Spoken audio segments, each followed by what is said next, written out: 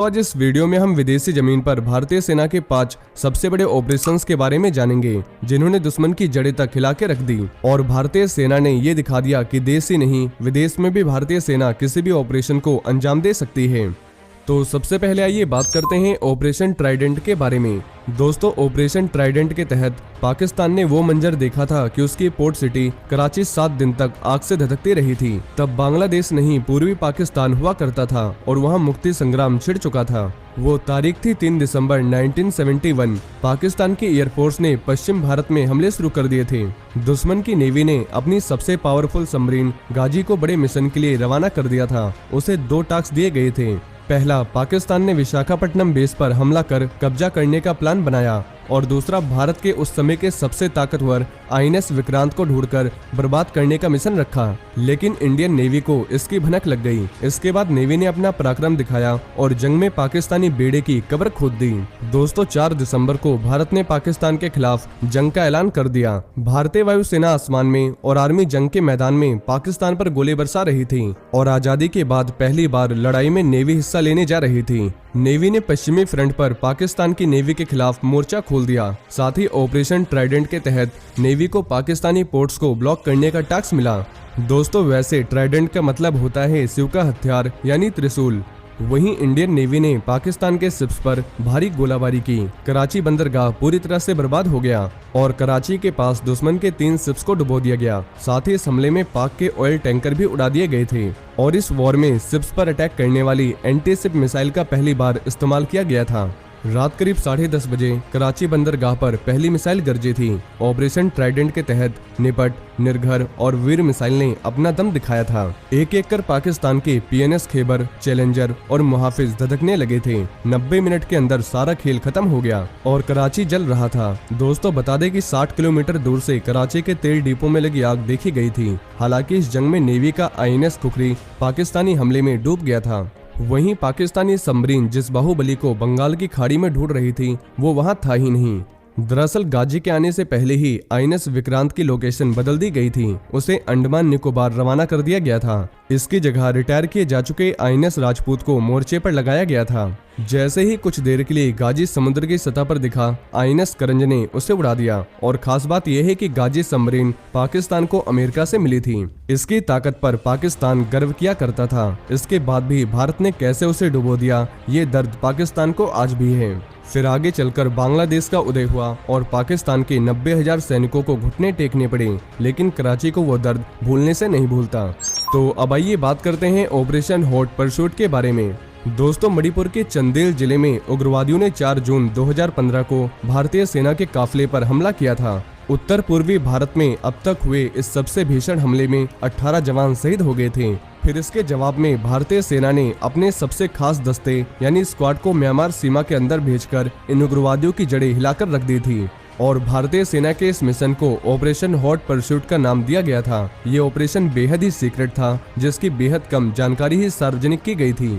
साथ ही 4 जून 2015 को म्यांमार की सीमाओं में घुसकर इस ऑपरेशन को अंजाम दिया गया था। म्यांमार में भारतीय सेना के कमांडोस ने कामयाबी के साथ सर्जिकल स्ट्राइक को अंजाम दिया था। इसके तहत भारतीय सेना के कमांडोस ने सरहद पार कर म्यांमार की सीमा में 50 किलोमीटर अंदर बने उग्रवादी गुट NSCN के आतंकी कैंप्स को तबाह कर दिया था। वहीं पैरा कमांडोस की स्पेशल यूनिट ने जिस अंदाज में ऑपरेशन को अंजाम दिया, उसने दुश्मनों को बड़ा पैगाम दिया था। यानी भारतीय सेना अब दुश्मन के इलाके में घुसकर भी दुश्मनों को बर्बाद करने में कसर नहीं छोड़ेगी और इसकी झलक पाकिस्तान में हुई सर्जिकल स्ट्राइक में भी देखा गया था। तो अब आइए बात करते हैं ऑपरेशन गोल्डन बर्ड के बारे में। दोस्तों, ऑपरेशन गोल्डन बर्ड ये सर्जिकल स्ट्राइक अब तक की भारत की सबसे बड़ी सर्जिकल स्ट्राइक में से एक थी। उस समय सेना ने म्यांमार में घुसकर उग्रवादियों के कैंप्स बर्बाद करने के लिए ऑपरेशन गोल्डन बर्ड चलाया था। ऑपरेशन गोल्डन बर्ड में कुल 38 उग्रवादियों का खात्मा किया गया। साथ ही 118 लोगों को कैप्चर किया गया था और करीब 100 वेपन्स व बड़ी संख्या में एम्युनिशन सीज किए गए थे। और इस ऑपरेशन को 57th mountain division of the Indian army के जवानों ने अंजाम दिया था। वहीं से कुछ लोग सर्च एंड हंट ऑपरेशन के नाम से भी जानते हैं।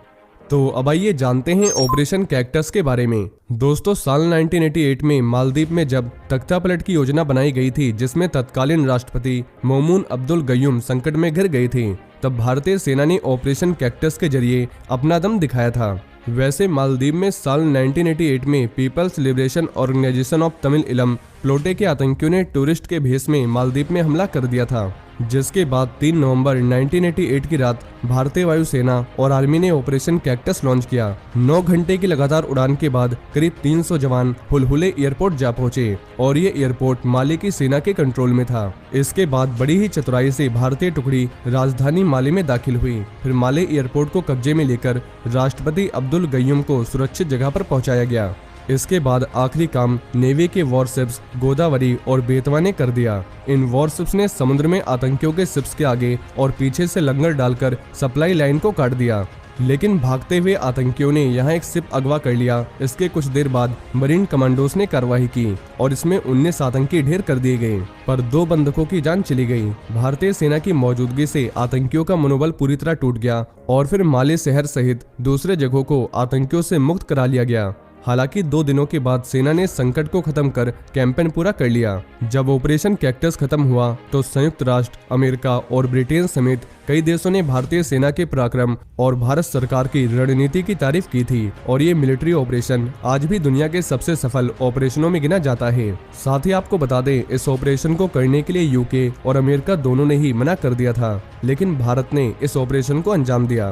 तो अब आइए जानते हैं ऑपरेशन पवन के बारे में। दोस्तों, सन 80 का दशक श्रीलंका के लिए बेहद ही कठिन दौर था। उस समय श्रीलंका भीषण गृह युद्ध से जूझ रहा था और इस सिविल वॉर में श्रीलंका ने भारतीय सेना की मदद ली और भारतीय शांति सेना ने श्रीलंका के जाफना को लिट्टे से मुक्त कराने के लिए ऑपरेशन पवन चलाया था। दरअसल 11 अक्टूबर 1987 को इंडियन पीस कीपिंग फोर्स ने श्रीलंका में जाफना को लिट्टे के कब्जे से मुक्त कराने के लिए ऑपरेशन पवन शुरू किया था। वैसे ऑपरेशन पवन को भारतीय सेनाओं के लिए अब तक का सबसे चुनौतीपूर्ण ऑपरेशन करार दिया जाता है। इस ऑपरेशन में भारतीय सेना के 1200 सैनिक शहीद हुए थे और करीब 3000 सैनिक घायल हुए थे। वहीं ऑपरेशन पवन साल 1987 से 1990 तक चला था और ये उस समझौते के तहत चलाया गया था जो तत्कालीन भारतीय प्रधानमंत्री राजीव गांधी और श्रीलंकन राष्ट्रपति जयवर्धने के बीच हुआ था। इसे एक असाधारण यानी एक्स्ट्रा ऑर्डिनरी शांति समझौता करार दिया जाता है और इस ऑपरेशन में आर्मी के जवानों के अलावा पैराएसएफ के कमांडोस भी शामिल थे और उस समय के भारत के सबसे खतरनाक हथियारों का भी इसमें इस्तेमाल किया गया था। वहीं 28 नवंबर 1987 तक चली लड़ाई के बाद जाफना फोर्ट पर कब्जा हो सका था। सेना को बड़े पैमाने पर नुकसान हुआ, लेकिन अंत में सफलता हासिल हुई। दिसंबर 1987 से मार्च 1990 तक भारतीय सेनाओं ने काउंटर इंसर्जेंसी का वो एग्जाम्पल पेश किया जो आज भी मिसाल है। दोस्तों, करीब 1 लाख सैनिकों ने कैंपेन में हिस्सा लिया था और लिट्टे को घुटनों के बल ला दिया था।